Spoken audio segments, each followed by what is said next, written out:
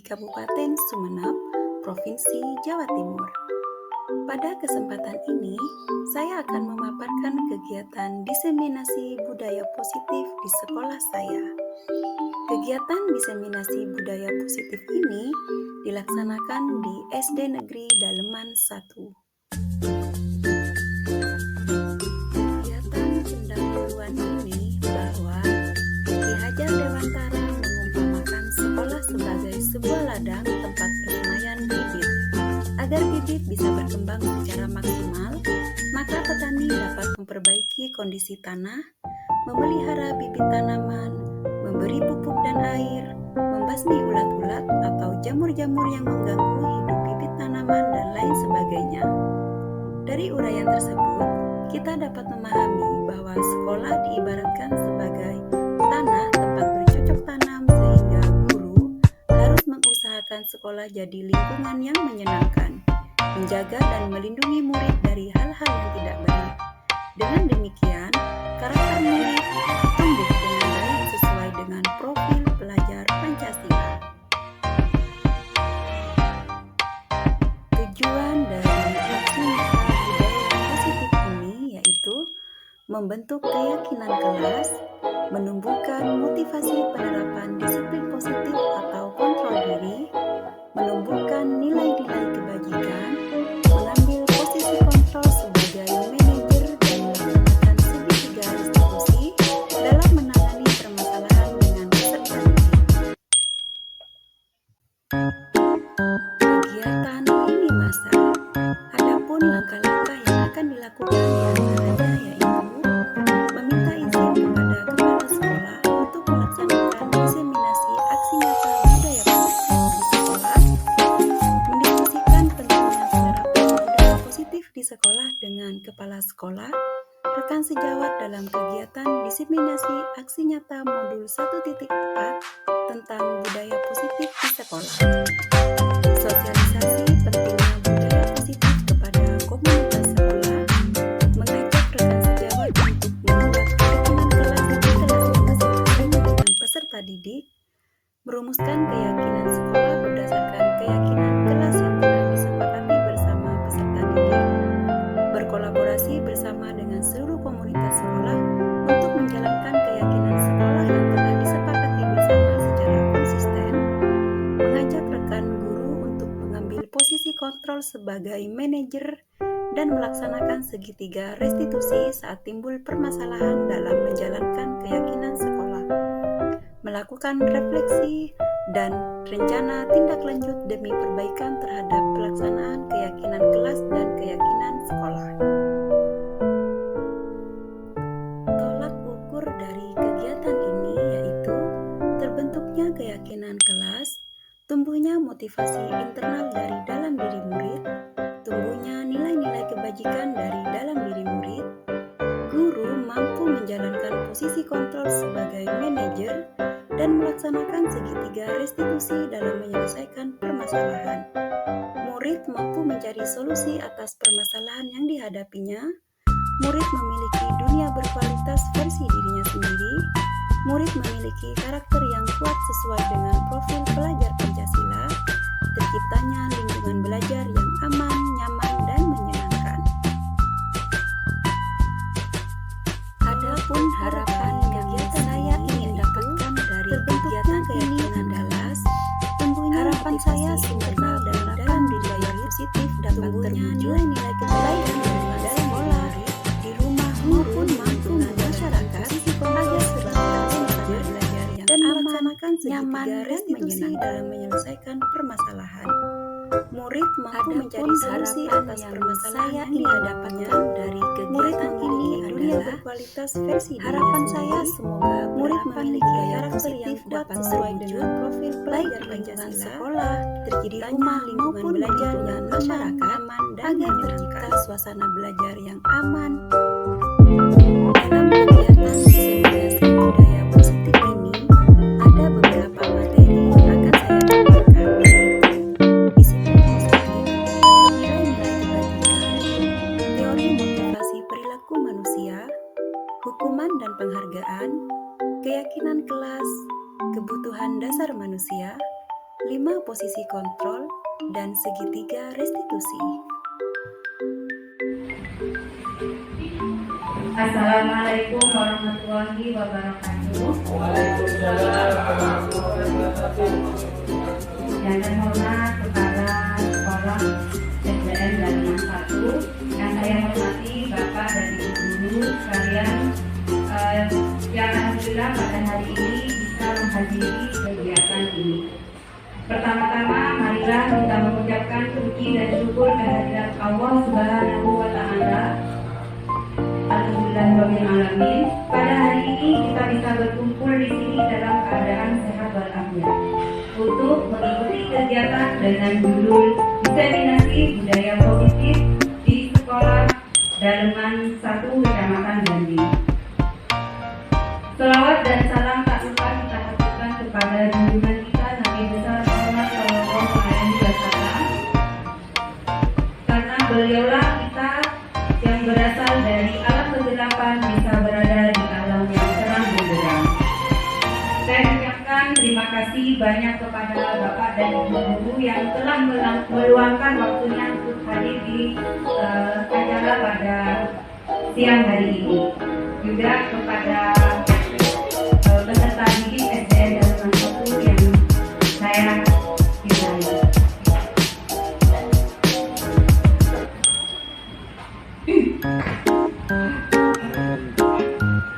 Baik.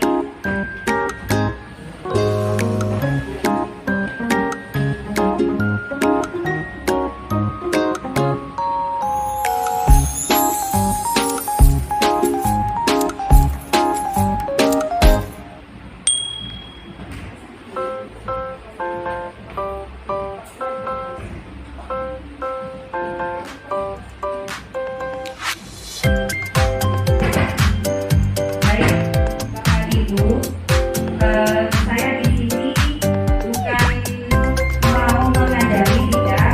Saya hanya ingin berbagi pengalaman saya waktu belajar di program pendidikan guru penggerak, dan ini untuk memenuhi tugas saya di modul 1.4 budaya positif.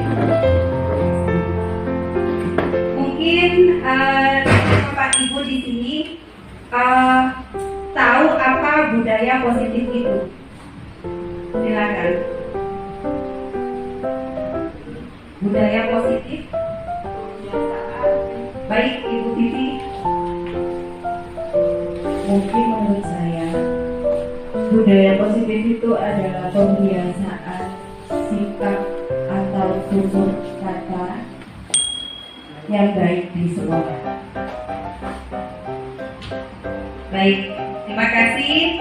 Sangat luar biasa dari Ibu Titi bahwa yaitu budaya positif itu adalah sebuah kebiasaan yang bisa diterapkan di sekolah untuk anak-anak bisa berkolaborasi, dan kita bisa mengetahui bahwa setiap anak bisa sukses, setiap anak itu bisa bekerja sama, setiap anak itu bisa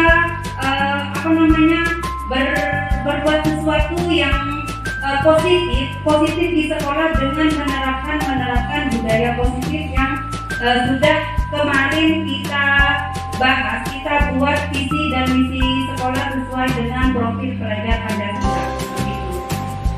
Dari filosofi Ki Hajar Dewantara, pendidikan adalah tuntunan bagi seluruh kekuatan kodrat yang ada pada anak-anak agar mereka sebagai manusia dan sebagai anggota masyarakat dapat mencapai keselamatan dan kebahagiaan yang setinggi-tingginya.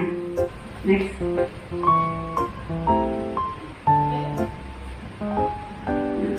Budaya positif atau ekosistem positif.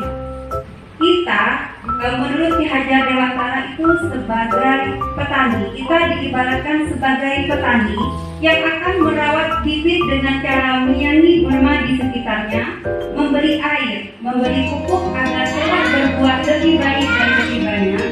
Namun petani tidak mungkin mengubah bibit jambu menjadi berbuah anggur.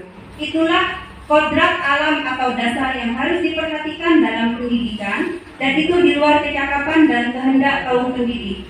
Kritik sedang pengajaran adalah pendidikan dengan cara memberi ilmu atau pengetahuan agar bermanfaat bagi kehidupan lahir dan batin. Ya, jadi menurut Ki Hajar Dewantara, kita sebagai pendidik itu adalah sebagai petani. Bagaimana kita bisa merawat tanaman-tanaman kita? Peserta didik itu diibaratkan sebuah tanaman. Bagaimana kita bisa merawat, mendidik, menuntut anak peserta didik kita itu dengan baik seperti itu. Nah, selanjutnya di sini disiplin positif, ada lingkungan positif, lalu kemudian budaya positif. Nah, di sini peran guru adalah menjadi pemimpin pembelajaran serta menumbuh kembangkan budaya positif untuk membentuk lingkungan sekolah yang nyaman, aman, dan ramah yang berpihak pada murid sehingga dapat mewujudkan visi profil pelajar Pancasila yang memiliki disiplin diri yang merdeka dan mendisiplinkan dirinya sendiri, yaitu self-disiplin. Sesuai pemikiran Ki Hajar Dewantara yang mengatakan bahwa murid yang merdeka adalah murid yang mampu memerintahkan atau yang memerintah dan mendisiplinkan dirinya sendiri.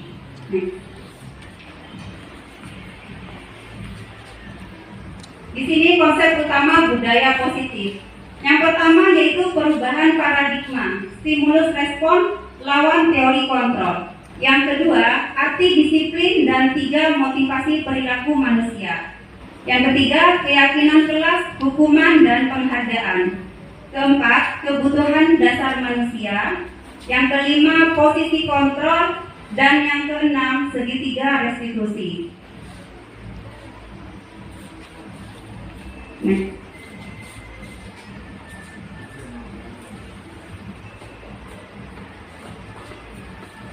Pembelajaran dengan paradigma baru. Pembelajaran dengan paradigma baru sekarang itu merupakan pembelajaran yang dirancang berdasarkan prinsip pembelajaran berdiferensiasi, sehingga para peserta didik belajar sesuai dengan kebutuhannya, berdasarkan tahap perkembangan sesuai teori psikologi modern untuk mewujudkan profil pelajar Pancasila. Di sini profil pelajar Pancasila yang 6 itu kemarin di sini Bapak Ibu guru sudah hafal 6 profil pelajar Pancasila. Mungkin bisa dibuat lagu seperti kemarin. Bisa sama-sama. Ini lagu profil pelajar Pancasila.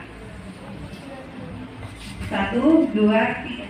Belajar Pancasila, beriman dan bertakwa pada Tuhan Yang Esa, dan berakhlak mulia, berkebinekaan global, gotong royong mandiri, kreatif dan bernalar kritis. Baik, tepuk tangan untuk kita semua.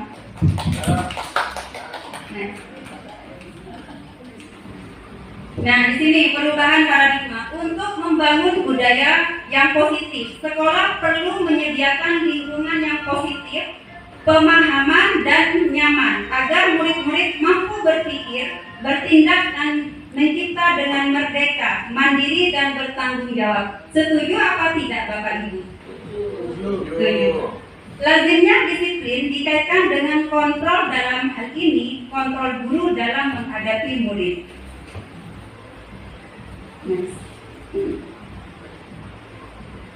Nah, di sini saya akan melakukan kegiatan. Nanti sebagai contohnya, saya minta tolong kepada Ibu Tamama dan Ibu Ida untuk maju ke depan untuk melakukan aktivitas ini. Silakan kepada Bu Tamama dan Bu Ida. Mungkin Ibu bisa ada kertas kecil ya, Bu.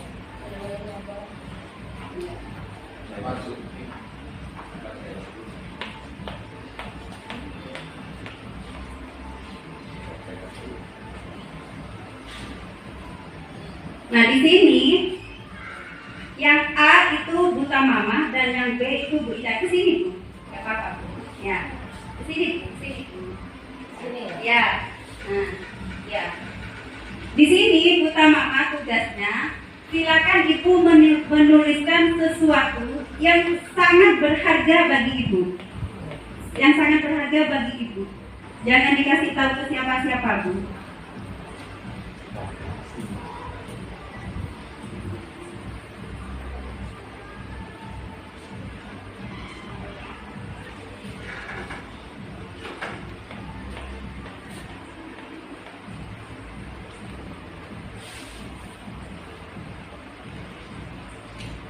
Sudah Bu?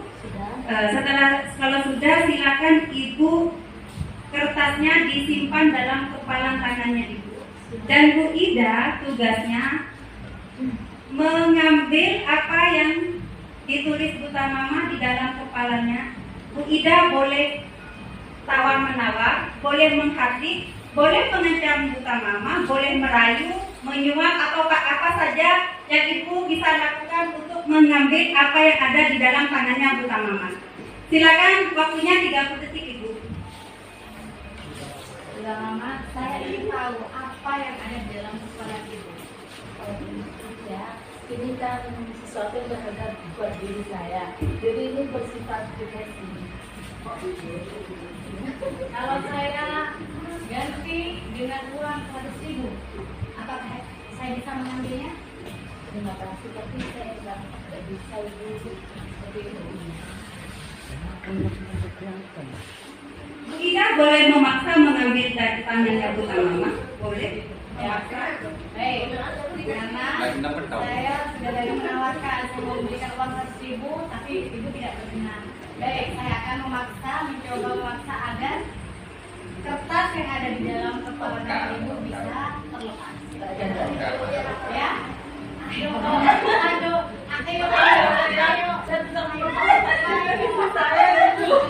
ini saya ingin tahu apa yang ada di dalam kertas ini. Mohon maaf ya, ancam tidak. Kalau tidak mau, saya akan melaporkan kepada kepala sekolah. Ayo.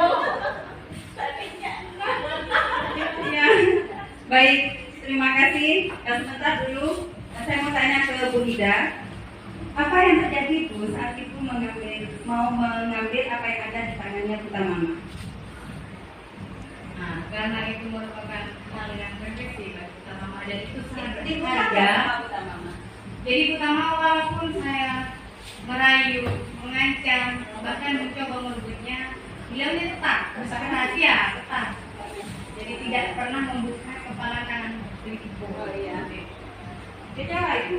Iya, Kecewa. Baik, sekarang Buta Mama, apa yang terjadi dengan Ibu? Kok tidak mau Ibu setelah dirayu? Menawar 100.000 pun tidak mau Bu. Dihardik tidak mau juga, dipaksa tidak mau. Kenapa?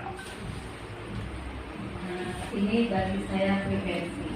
Namanya saja apa yang digagalkan pada diri sendiri. Jadi karena bersifat pribadi dan sangat tertutup untuk dibuka, dipublikasikan, jadi saya harus mempertahankan sesuai kemampuan saya. Ternyata itu. Terima kasih Ibu, tepuk tangan buat Buta Mama dan Bu Ida. Nah, ini di sini namanya kontrol diri, bahwa kita tidak bisa mengontrol orang lain. Yang bisa mengontrol diri kita sendiri adalah siapa? Diri kita sendiri. Meskipun kita memaksa, meskipun kita merayu, kalau orang itu tidak mau memberi, tetap kita tidak bisa mencapai tujuan kita. Kalau orang itu tetap bersikukuh dengan pendiriannya. Jadi kita tidak bisa mengontrol orang lain. Yang bisa kita kontrol adalah diri kita sendiri. Ya, baik. Nah, di sini perubahan paradigma teori kontrol, ilusi kontrol. Di sini ilusi guru mengontrol murid. Ilusi bahwa kritik dan membuat rasa bersalah mampu menguatkan karakter. Ilusi bahwa semua penguatan positif, efektif dan bermanfaat. Yang keempat, ilusi bahwa orang dewasa berhak memaksa. Di sini ilusi guru mengontrol murid. Pada dasarnya, kita tidak dapat memaksa murid untuk berbuat sesuatu jikalau murid tersebut memilih untuk tidak melakukannya. Walaupun tampaknya guru sedang mengontrol perilaku murid. Mungkin dari saya juga, mungkin Bapak Ibu pernah melakukan itu kepada muridnya ya. Ya, mungkin pernah, saya juga pernah, sering bahkan. Nah, hal demikian terjadi karena murid sedang mengizinkan dirinya dikontrol. Saat itu bentuk kontrol guru menjadi kebutuhan dasar yang dipilih murid tersebut. Teori kontrol menyatakan bahwa semua perilaku tujuan bahkan terhadap perilaku yang tidak disukai. Yang kedua, bahwa ilusi bahwa kritik dan membuat orang merasa bersalah dapat menguatkan karakter. Jadi kadang kita sebagai pendidik itu kadang pernah ya mengkritik murid, membuat murid itu merasa bersalah. Nah, kita sedang mengontrol murid menuju pada identitas gagal. Mereka belajar untuk merasa buruk tentang diri mereka. Mereka mengembangkan dialog diri yang negatif. Kadang-kadang sulit bagi guru untuk mengidentifikasi bahwa mereka sedang melakukan perilaku ini. Karena seringkali guru cukup menggunakan suara halus untuk menyampaikan pesan negatif. Lanjut.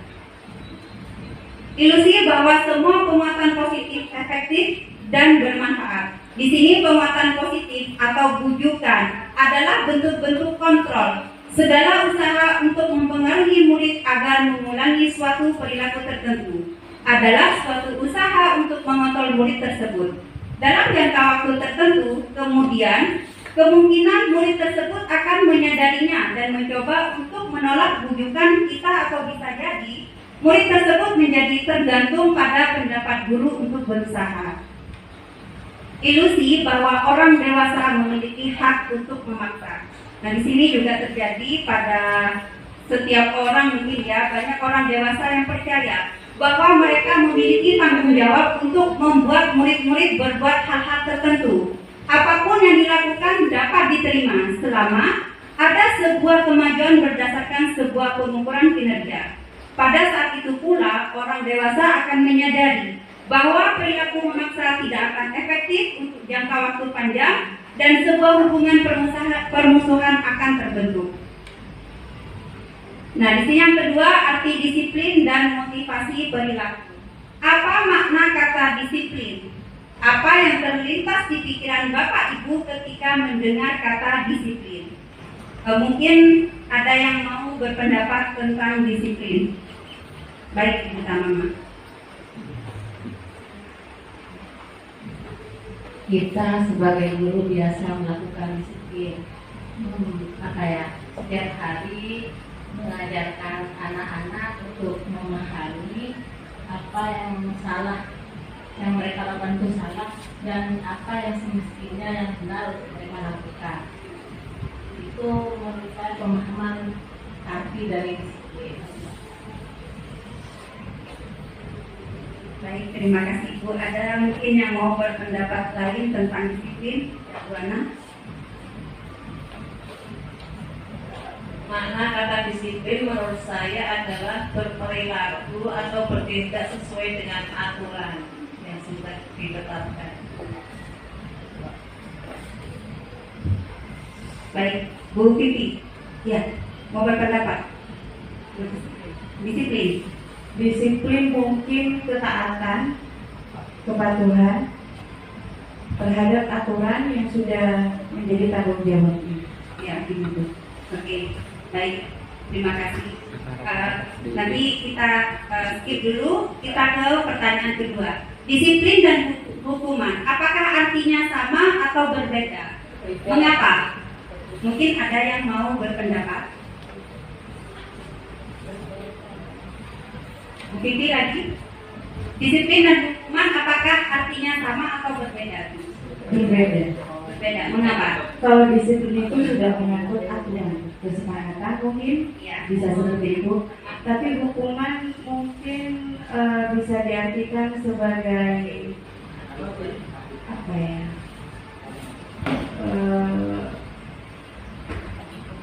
Akibat dari hukum. bayar. Bayar. Istilahnya ada anak yang mau disuruh mau melaksanakan tugas gitu ya. Terus anak tidak mau. Saya bilang nanti ada hukuman maju ke depan, istilahnya sampai berapa menit berdiri. Itu kan istilahnya membayar apa yang mereka lakukan yang buruk gitu. Menurut saya. Konsekuensi ya mungkin ya. Hukuman itu konsekuensi terhadap apa yang sudah dilanggarnya. Ya, baik, terima kasih pendapatnya Bapak Ibu. Next.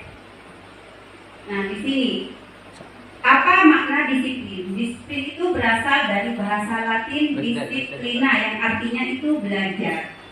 Anak itu belajar dari kesalahannya. Nah, di sini makna asal dari kata ini berkonotasi dengan disiplin diri dari murid-murid Sokrates dan Plato. Disiplin diri membuat orang menggali potensinya menuju sebuah tujuan atau apa yang dia hargai. Namun dalam budaya kita, makna kata disiplin telah berubah menjadi sesuatu yang dilakukan seseorang pada orang lain untuk mendapatkan kepatuhan. Kecenderungan umum adalah menghubungkan kata disiplin. Nah, di sini teori motivasi perilaku. Jadi yang tadi itu disiplin itu artinya bahwa kita itu belajar dari sebuah kesalahan itu untuk mengubah dari yang negatif ke hal positif. Nah, teori motivasi perilaku di sini untuk menghindari ketidaknyamanan atau hukuman. Apa yang akan terjadi apabila saya tidak melakukannya? Nah, ini motivasi eksternal. Ketika di sekolah itu ada aturan atau ada sebuah peraturan sekolah atau peraturan kelas. Nah, di situ kadang anak-anak takut dia mendapat hukuman. Nah, jadi anak-anak itu berbuat patuh itu karena motivasi dari luar, motivasi eksternal. Karena kalau anak itu tidak patuh, dia takut kena hukuman seperti itu. Yang kedua, untuk mendapatkan imbalan. Misalnya, kalau kamu masuk terus, kalau kamu rajin, kalau dikasih uang misalnya, atau dikasih apa ya, iming-iming apa? Bukan apa ya, imbalan-imbalan yang membentuk anak itu. Dia ingin, misalnya dia ingin belajar, terus karena selalu ingin dapat imbalan dari seseorang, dari gurunya atau dari siapa saja. Sehingga ketika tidak ada imbalan, anak itu berhenti, tidak mau belajar, tidak mau sekolah lagi seperti itu. Nah, itu juga motivasi yang timbul dari luar, motivasi eksternal, motivasi dari di luar dirinya sendiri. Yang ketiga, menghargai diri sendiri. Menjadi insan sesuai harapan kita. Saya akan menjadi orang yang seperti apa bila saya melakukannya. Nah, ini bahwa anak itu sadar sadar nilai-nilai. Kalau saya tidak masuk sekolah, kalau saya tidak rajin belajar, apa dampaknya ke saya? Misalnya, saya takut nilai saya jelek. Kalau saya sering bolos sekolah, saya ketinggalan pelajaran. Nah, itu motivasi yang timbul dari dirinya sendiri, dan itu yang termasuk motivasi internal, tujuan dari disiplin positif itu sendiri. Menurut Ki Hajar Dewantara, merdeka itu artinya tidak hanya terlepas dari perintah, akan tetapi juga cakap buat memerintah diri sendiri. Nah, di sini motivasi internal bisa menciptakan disiplin positif dan sikap merdeka. Nah, di sini lingkungan positif, ada keyakinan kelas, budaya positif, dan peraturan kelas. Keyakinan kelas, hukuman, dan penghargaan. Mengapa tidak peraturan saja? Mengapa harus keyakinan kelas?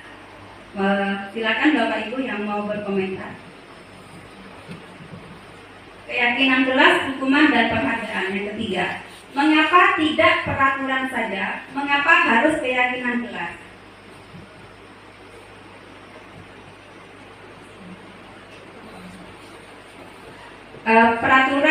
Mungkin peraturan itu apa, keyakinan kelas apa? Kenapa harus menggunakan keyakinan kelas, kok tidak peraturan kelas begitu? Kok bukan kita kan mungkin Bapak Ibu mungkin pernah di kelas itu melakukan melakukan keyakinan kelas sama kesepakatan kelas di kelasnya masing-masing. Mungkin bukan peraturan kelas, tapi Bapak Ibu tuh pasti menulisnya keyakinan kelas atau kesepakatan kelas. Mengapa tidak peraturan kelas? Silakan Bu Vivi. Oke, saya coba. Terima kasih. Mengapa tidak peraturan saja? Kalau peraturan selama ini menurut pengalaman saya itu identik dengan saya yang membuat. Jadi saya membuat sebuah peraturan yang harus ditaati oleh anak didik saya di kelas. Nah, itu. Nah, mungkin kalau mengapa harus keyakinan kelas, mungkin kalau keyakinan kelas bisa kita membuat bersama-sama dan disepakati untuk ditaati. Nah, itu mungkin bisa meminimalkan anak didik kita untuk tidak melanggar keyakinan kelas atau kesepakatan kelas. Seperti itu. Baik, terima kasih Bu Titi atas pendapatnya. Mungkin ada pendapatnya. Ya baik, mengapa tidak peraturan saja, mengapa harus keyakinan kelas? Ya, mungkin benar katanya Bu Titi. Peraturan itu yang kita buat ya berdasarkan dengan apa yang ada di peraturan kelas itu.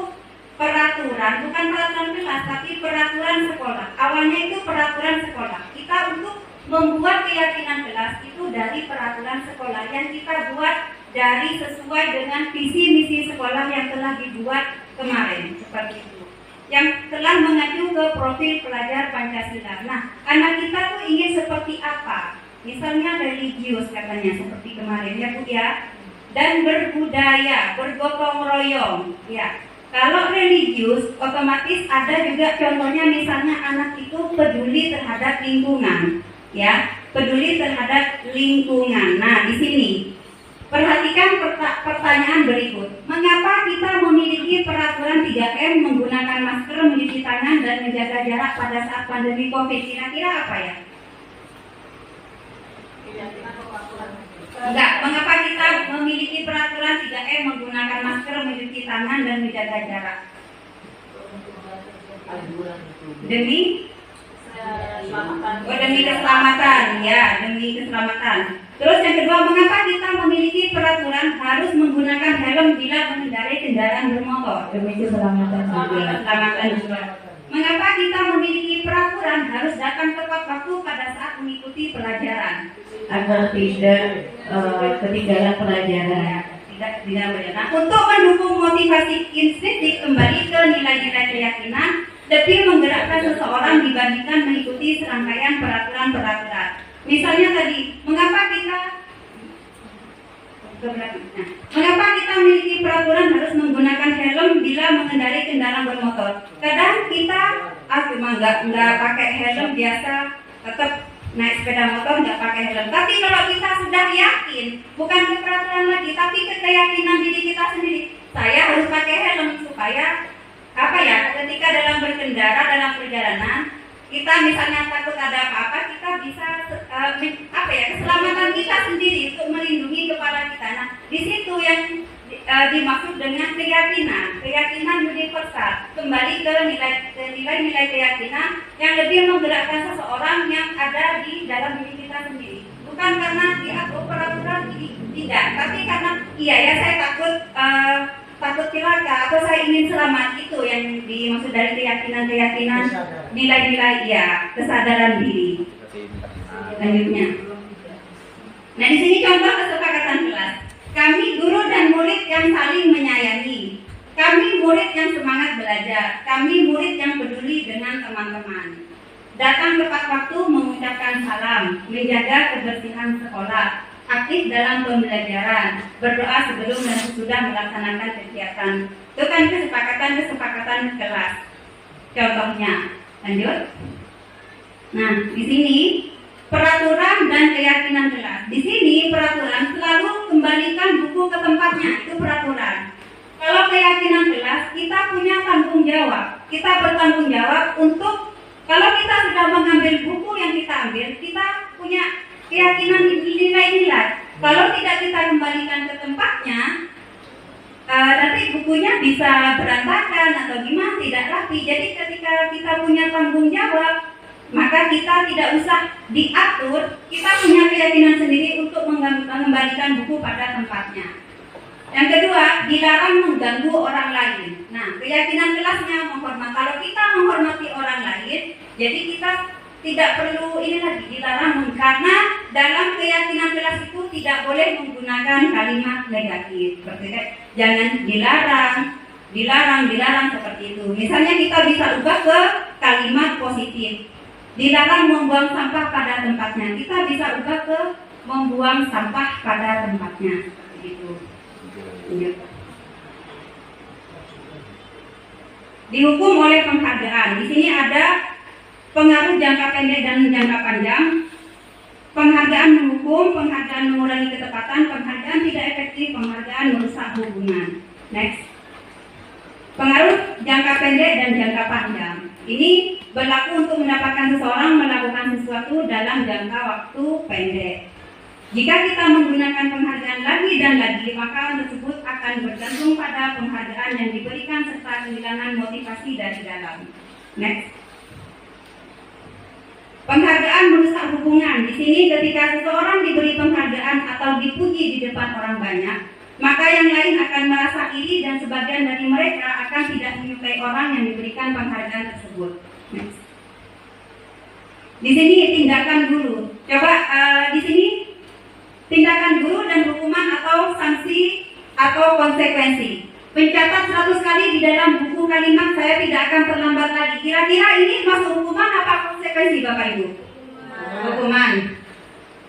Lari mengelilingi lapangan basket 2 kali karena terlambat hadir di sekolah. Hukuman atau konsekuensi? Hukuman. Murid diminta untuk push up 15 kali karena tidak menggunakan masker ke sekolah. Hukuman. Menggantikan kertas tugas teman yang telah dicoret-coret. Konsekuensi. Membersihkan tumpahan air di meja tulis karena tersenggol. Konsekuensi. Meminta murid tidak mengenakan sepatu seharian di sekolah karena tidak mengenakan sepatu hitam. Hukuman. Lari mengelilingi lapangan basket 2 kali karena terlambat 10 menit untuk pelajaran PJOK. Konsekuensi. Ya. Lari mengelilingi lapangan basket 2 kali karena terlambat 10 menit. Konsekuensi. Oke. Next. Next lagi. Lanjut. Nah, di sini perbedaan hukuman dan sanksi atau konsekuensi. Sesuatu yang menyakitkan harus terjadi. Konsekuensinya memang sesuatu harus terjadi. Anak membenci kehidupan, kedisiplinan. Di sini konsekuensinya anak menghargai disiplin. Next. Nah, di sini yang keempat, kebutuhan dasar manusia. Kebutuhan dasar manusia itu ada 5. Yang pertama, manusia itu punya kebutuhan dasar untuk bertahan hidup. Seperti apa ya? Makan, minum, ya. Terus yang kedua itu kasih sayang dan rasa diterima. Ya, benar. Yang ketiga penguasaan. Yang keempat kebebasan dan yang kelima yaitu kesenangan. Jadi di sini ada 5 kebutuhan dasar manusia yang harus dipenuhi. Contoh penerapan 5 posisi kontrol ini yang kelima. Di sini contohnya siswa berantem dengan teman lainnya. Kita sebagai guru itu kita punya 5 posisi kontrol. Sebagai penghukum, sebagai pembuat rasa bersalah, sebagai teman, sebagai pemantau dan sebagai manajer. Sebagai penghukum, patuhi aturan sekolah lalu berdiri di lapangan. Itu kalau kita pendidik yang kalau posisi kita berada di posisi penghukum. Yang kedua, bila posisi kita pembuat merasa bersalah, contohnya berapa kali bu guru harus memberitahu kamu, bu guru kecewa sama kamu, meskipun dengan nada halus. Berbicara seperti itu kepada itu masuk posisi kita sebagai pembuat merasa bersalah. Dan posisi teman. Contohnya, ayolah yang tertib, buat bu guru bangga, kali ini tidak apa-apa kamu salah. Nah, yang keempat, sebagai pemantau atau pengawas, kamu sudah melanggar peraturan apa? Apa konsekuensinya? Dan sebagai manajer, nah, kita diharapkan jadi guru dari 5 posisi kontrol ini, kita diharapkan untuk menjadi posisi manajer. Contohnya, apakah kamu tahu kesalahanmu? Kira-kira bagaimana kamu akan memperbaiki kesalahan ini? Nah, di sini apa itu restitusi? Yang keenam ini, restitusi adalah proses menciptakan kondisi bagi murid untuk memperbaiki kesalahan mereka sehingga mereka bisa kembali pada kelompok mereka dengan karakter yang lebih kuat. Nah, di sini adalah segitiga restitusi tadi, bahwa yang pertama kita harus menstabilkan identitas. Yang kedua, yaitu memvalidasi tindakan yang salah. Terus yang ketiga, menanyakan keyakinan. Misalnya ada murid kita yang melakukan kesalahan, jadi kita langkah-langkahnya dengan menstabilkan identitas, memvalidasi tindakan yang salah, dan menanyakan keyakinan. Misalnya contohnya menstabilkan identitas. Adakah cara yang lebih efektif untuk mendapatkan apa yang kamu butuhkan? Terus memvalidasi tindakan. Kamu tentu punya alasan mengapa melakukan itu, dan menanyakan keyakinan. Keyakinan kelas apa yang telah kita sepakati? Kamu ingin menjadi orang yang seperti apa? Nah, di sini 9 ciri-ciri restitusi, bukan untuk menebus kesalahan, namun untuk belajar dari kesalahan. Memperbaiki hubungan. 3, tawaran bukan paksaan. Yang keempat, restitusi menuntun untuk melihat ke dalam diri. Terus yang kelima, restitusi menjadi kebutuhan dasar yang mendasari tindakan. Yang keenam, restitusi diri adalah cara yang paling baik. Yang ketujuh, restitusi fokus pada karakter bukan tindakan. Yang kedelapan, fokus pada solusi. Dan yang ke-9, mengembalikan murid yang berbuat salah pada kelompoknya. Next. Nah, di sini menstabilkan identitas ya. Tadi untuk membuat anak yang merasa gagal karena berbuat salah menjadi positif terhadap dirinya. Guru berkata, berbuat salah itu hal yang manusiawi, tidak ada manusia yang sempurna. Bapak Ibu juga pernah berbuat salah. Kita pasti bisa menyelesaikan permasalahan ini. Nah, di sini adalah menstabilkan identitas dulu, Bapak Ibu. Terus yang kedua, memvalidasi tindakan yang salah. Kamu bisa aja melakukan hal yang lebih buruk, tapi kamu tidak melakukannya kan? Kamu pasti punya alasan mengapa melakukannya. Apa yang penting bagi kamu? Kamu boleh tetap berusaha menjaga sikap itu, tapi tambahkan sikap yang lain yang baru.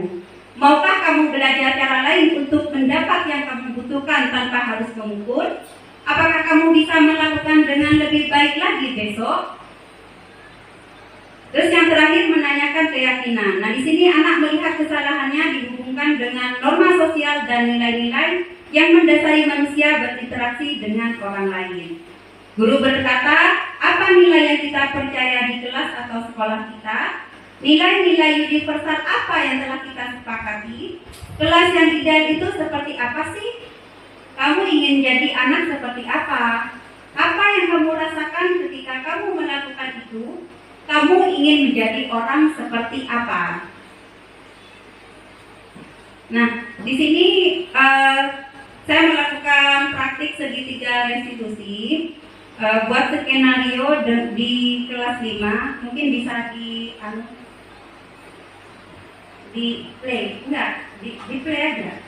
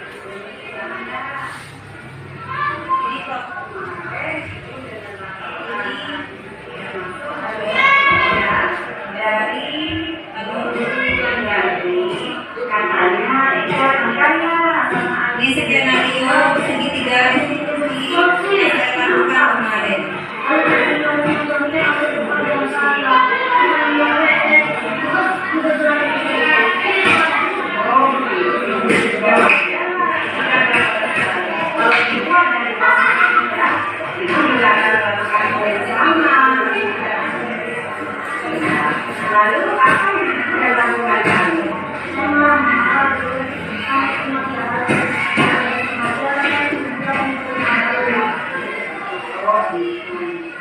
Ya adalah kamu tidak rela hasil pekerjaanmu dicontek oleh teman. Karena itu hasil pekerjaanmu, ya kan? Nah, terus tindakanmu yang tidak berbuat lebih buruk juga itu sangat apresiasi. Seperti kamu tidak pernah memukul alih kemarinnya. Nah, sekarang coba kita pikirkan tindakan kamu malah sampai menggerak meja. Apakah itu sesuai dengan keyakinan kita? Tidak. Itu bermasalah ya. Menurut kamu keyakinan yang kamu langgar itu apa? Apa keyakinan jelas yang kamu langgar? Menghormati antar teman, betul sekali ya, saling menghormati antar teman. Nah, menurut kamu menghormati antar teman itu penting tidak? Baik, kalau kamu menurut kamu apa yang harus kamu lakukan pada saat kamu sedang marah? Harus lebih sabar. Kamu bersedia untuk memperbaiki hal ini? Bersedia. Oke, apa yang akan kamu lakukan untuk memperbaiki masalah ini?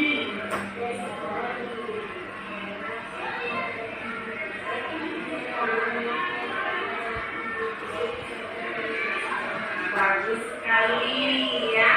Tepat sekali tindakan kamu ya. Tetap semangat ya. Sekarang kami boleh mengambil lagi kelas ya. Hanya teman-teman.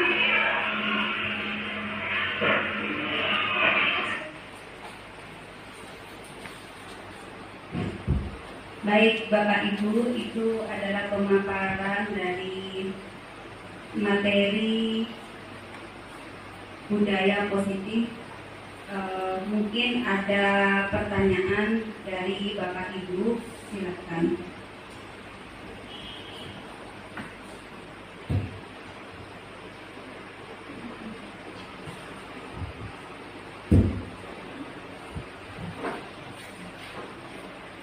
Mungkin Yasda mau bertanya. Rafa? Saya akhiri sampai di sini jika tidak ada pertanyaan. Sekali lagi saya mengucapkan terima kasih yang banyak atas kesediaan Bapak Ibu telah meluangkan waktunya untuk hadir di acara pada siang hari ini. Saya akhiri. Assalamualaikum warahmatullahi wabarakatuh.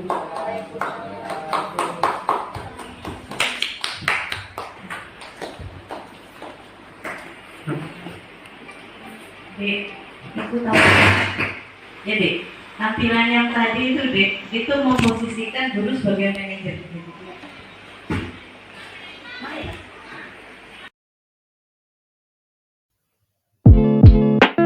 Kegiatan selanjutnya yaitu saya juga melakukan aksi nyata terkait dengan pembuatan keyakinan kelas di kelas 5. Sebelum saya melakukan pembuatan keyakinan kelas, maka kita harus mengetahui dulu apa itu keyakinan kelas. Keyakinan kelas merupakan metode untuk menimbulkan kembali disiplin positif yang didasari oleh motivasi dari dalam diri. Implementasi keyakinan kelas dilatar belakangi bahwa ditemukannya beberapa murid yang masih diingatkan untuk melakukan tindakan kebaikan atau kedisiplinan. Adapun tujuan dari keyakinan kelas ini yaitu menumbuhkan keterlibatan murid dalam membentuk keyakinan kelas untuk mencapai kelas impian bersama guna pembelajaran yang efektif, mewujudkan merdeka belajar berpihak pada murid, menciptakan komunikasi segala arah antara guru dan murid-murid, membiasakan budaya dan disiplin positif. Nah, bagaimana kriteria pembuatan keyakinan kelas? Adapun hal-hal yang harus diperhatikan dalam pembentukan keyakinan kelas adalah sebagai berikut. Yang pertama, bersifat lebih abstrak daripada peraturan yang lebih detail dan konkret. Yang kedua, keyakinan kelas berupa pernyataan-pernyataan universal. Yang ketiga, pernyataan keyakinan kelas senantiasa dibuat dalam bentuk kalimat positif. Yang keempat, keyakinan kelas hendaknya tidak terlalu banyak sehingga mudah diingat dan dipahami oleh semua warga kelas. Yang kelima, keyakinan kelas sebaiknya sesuatu yang dapat diterapkan di lingkungan tersebut. Yang keenam, semua warga kelas hendaknya ikut berkontribusi dalam pembuatan keyakinan kelas lewat kegiatan surah pendapat. Dan yang terakhir, bersedia meninjau kembali keyakinan kelas dari waktu ke waktu. Dalam membuat keyakinan kelas, ada beberapa tahapan yang harus dilaksanakan. Yang pertama, siswa dibentuk berkelompok seperti yang terlihat pada gambar. Yang kedua, siswa membuat keyakinan kelas dan dituliskan pada kertas sticky note. Dan yang terakhir, siswa menempelkannya di papan tulis. Nah, berikut ini adalah hasil keyakinan kelas dari kelas 5. Yang pertama, minta izin ketika keluar kelas. Kedua, menjaga kebersihan kelas dan sekolah. Ketiga, bersikap jujur, saling menolong, saling menghormati, saling menyayangi, dan bekerja sama. Yang keempat, bertanggung jawab. Yang kelima, berdoa sebelum dan sesudah belajar. Dan yang terakhir, hadir tepat waktu. Terima kasih. Wassalamualaikum warahmatullahi wabarakatuh.